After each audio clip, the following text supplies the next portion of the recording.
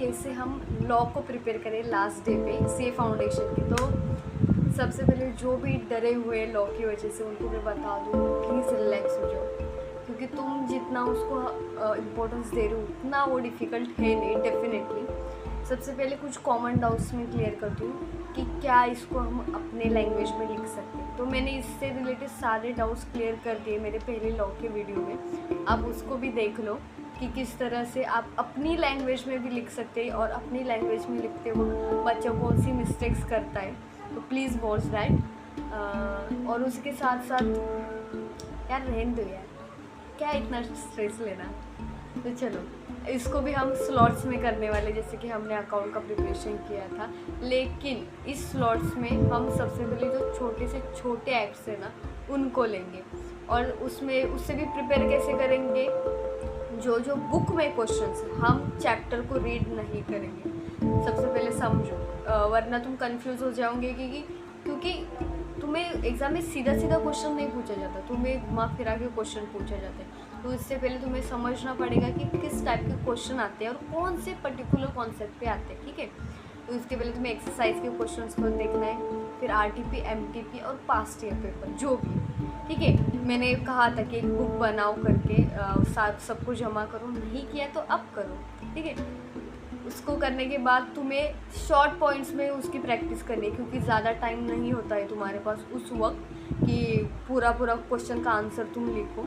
और तुम्हें अगर ज़्यादा से ज़्यादा रिटेन करना है अपने माइंड में तो तुम्हें लिखना ही पड़ेगा। पहली बार में लिख के देखो, एक क्वेश्चन को 2 से 3 बार लिखो शॉर्ट पॉइंट्स में, तुम्हें याद हो जाएगा, ठीक है। सबसे पहले छोटे कॉन्सेप्ट्स को याद करो, उसके बाद डायरेक्ट क्वेश्चन को। सबसे ज़्यादा डिफ़िकल्ट अगर कुछ होता है याद करना तो वो डायरेक्ट क्वेश्चन होता है, क्योंकि उसमें लॉ लैंग्वेज ही यूज़ करना पड़ता है एक्चुअली। तो उसमें ना मैं वेब डायग्राम का यूज़ करती थी बड़े क्वेश्चंस को याद रखने के लिए, तो it is easy for me.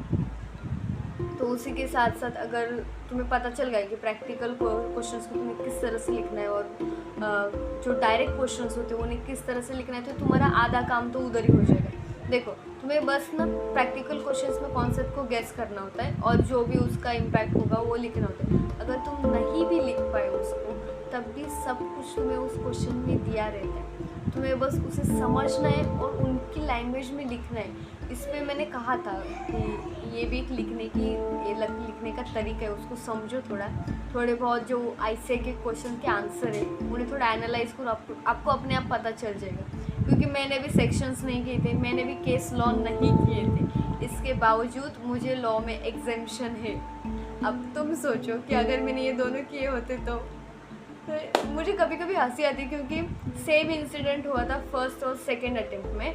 First attempt में मुझे भी बहुत जनों ने बोल दिया था कि लॉ इज़ वेरी डिफ़िकल्ट और तुम तो क्लासेस भी नहीं लेती, ऊपर से तुमने पढ़ाई लास्ट मंथ में। जबकि मैं फेल हुई थी, लेकिन लॉ में नहीं हुई थी मैं फेल। मुझे लॉ में फर्स्ट अटेम्प्ट में 46 थे, जो कि आई थिंक सेल्फ स्टडी की वजह से ही आई थी, वो भी 1 मंथ पहले। तो आई थिंक बहुत अच्छी प्रोग्रेस की उसके बाद। अब 46 से मैं सीधा एग्जामिशन में आ गई। तो बहुत अच्छे से पेपर लिखो। सेकेंड, BC RB इसमें इन्वॉल्व है, तो ज़्यादा से ज़्यादा उन चीज़ों को ही प्रेफरेंस दो जो तुम्हें ज़्यादा से ज़्यादा मार्क्स दे, ना कि तुम्हें ये भी करना है वो भी करना है। कॉन्ट्रैक्ट एक्ट बहुत बड़ा एक्ट है, क्यों तुम्हें करना ही क्यों है वो? तुम वो करो ना जो तुम्हारे पहले मार्क्स को सिक्योर करे, ना कि वो तुम्हारा स्ट्रेस बढ़ाए, ठीक है। तो सबसे पहले तुम सिंपल चीज़ों को करोगे, लिख के करोगे शॉर्ट पॉइंट्स में। तुम्हें क्या करना है, सबसे पहले सारे शॉर्ट पॉइंट्स लिखने हैं, उन्हें याद करना है। और उसी के साथ साथ ना हर एक्ट के ना एक लिखने का तरीका है, हर एक अलग अलग एक्ट, ठीक है। उसके हिसाब से तुम 2-3 क्वेश्चन को सिलेक्ट कर लो जिसमें मैक्सिमम उस पूरे एक्ट का समरी है, ठीक है।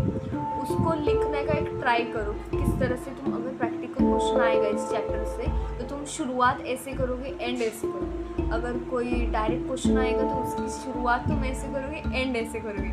मतलब देख रहे हो कि मैंने कितना जुगाड़ किया था मेरे एग्ज़ाम में, और तब जाके मुझे इतने मार्क्स मिले। मैंने सिर्फ पढ़ा नहीं था डेफिनेटली, क्योंकि तुम अब प्रोफेशनल एग्ज़ाम दे रहे हो, उसमें सिर्फ पढ़ाई और रट्टा काम का नहीं, थोड़ा बहुत दिमाग और हमारा इंडियन जुगाड़ भी लगाना पड़ता है। तो बस ये करना और ट्राई करना कि तुम एग्ज़ाम दो, उससे पहले खुद से बहुत सारे रिटर्न क्वेश्चंस की प्रैक्टिस करो, ना कि डायरेक्टली करो, इनडायरेक्टली करो। एग्ज़ाम थ्रू तुम अपनी ही एग्ज़ाम्स दो, जो प्रीवियस ईयर पेपर है उसको मैक्सिमम अटेम्प्ट करो, तुम्हें अपने आप ना वो स्ट्रेस फील होगा कि अगर तुम्हें नया क्वेश्चन दिखता है तो तुम क्या फील करते हो। तो तुम्हें बस उसको क्रैक करना है कि किस तरह से तुम उस सिचुएशन को कंट्रोल करोगे।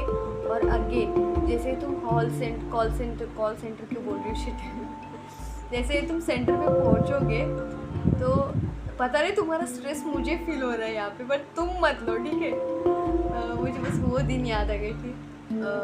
जैसे तुम सेंटर पे पहुँचोगे मत पूछना किसी से कि तुम्हारा कितना हुआ है, तुम रिपीटर हो तो क्या पेपर डिफ़िकल्ट आता है। देखो अगर सामने वाले ने उसे सब कुछ आते हुए भी बोल दिया ना कि उसे तो लॉ का पेपर बहुत टफ लगता है, तो तुम्हारा भी टफ ही जाएगा, समझ रहे हो। तो ना तुम्हें किसी से बात करनी है, ना अपना कुछ शेयर करना, कोई ज़रूरत नहीं। तुम्हें बस एक ही चीज़ करनी है, जब तक तुम्हारा पेपर नहीं आता तुम पढ़ते रहो, सिर्फ तुम्हारा सर उस किताब में ही होना चाहिए, बाकी कुछ नहीं तुम्हें सोचना कि पिछले ईयर तो बहुत डिफ़िकल्ट है तो शायद इस ईयर पे सिंपल आ जाए, या फिर पिछले ईयर बहुत डिफ़िकल्ट है तो इस टाइम पे सिंपल आ जाए, ऐसा कुछ नहीं। तुम्हें पढ़ा है, क्योंकि मैंने ना थर्ड अटेम्प्ट में आते आते डिसाइड खुद ही कर लिया था कि मुझे पेपर के साथ इससे फ़र्क नहीं पड़ना चाहिए, मैं अपने पेपर को खुद सिंपल बनाऊँ। और तब जाके मुझे एग्जामिशन मिले। मुझे बस मैथ्स में एग्जामिशन नहीं मिला क्योंकि लॉ का और मेरा लॉ का नहीं, मैथ्स का और मेरा 36 का आंकड़ा है, मुझे .40 मिला है उसमें, ओवरऑल मुझे 234 मिले। बट मैं खुश हूँ कि मुझे 3 सब्जेक्ट्स में एग्जामिशन मिले। हालांकि फाउंडेशन में एग्जामिशन अलाउड नहीं है, लेकिन बोलते हैं ना 60 के आगे मिल जाए तो हम एग्जामिशन ही कंसिडर कर लेते हैं इसको। तो अपना वाटर बॉटल सब कुछ आप खुद ही कैरी कर लो, किसी से बात मत करो, ये इंपॉर्टेंट है, ठीक है। क्योंकि नेगेटिविटी नहीं चाहिए खाली फुट, बहुत स्ट्रेस ऑलरेडी ज़िंदगी में है, उसी पे फोकस करो, ठीक है। तो पढ़ते रहो, लास्ट मोमेंट पे तुम्हें कहीं से भी कुछ भी इम्पोर्टेंट मिले उसको मैक्सिमम टाइम देख के जाना।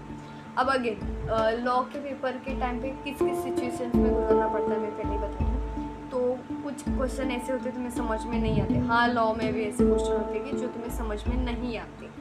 कुछ होते हैं जो तुम्हें आते हैं लेकिन तुम उसका प्रेजेंटेशन में पूरा ख़राब कर देते हो, पता नहीं तुम्हारी राइटिंग में दिक्कत है या फिर तुम्हारी इंग्लिश में दिक्कत है, हो सकती है। कुछ मेरे जैसे होते हैं जो सेमी इंग्लिश या फिर मराठी मीडियम के बैकग्राउंड से होते हैं, हिंदी मीडियम से होते हैं, तो उन्हें दिक्कत आती है।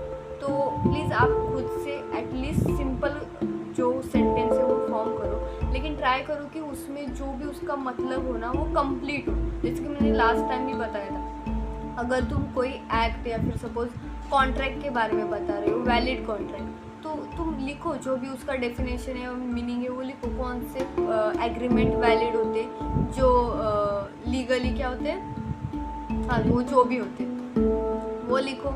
उसके बाद कॉन्ट्रैक्ट किसका, कंपनी का कॉन्ट्रैक्ट, तो ये भी लिखो।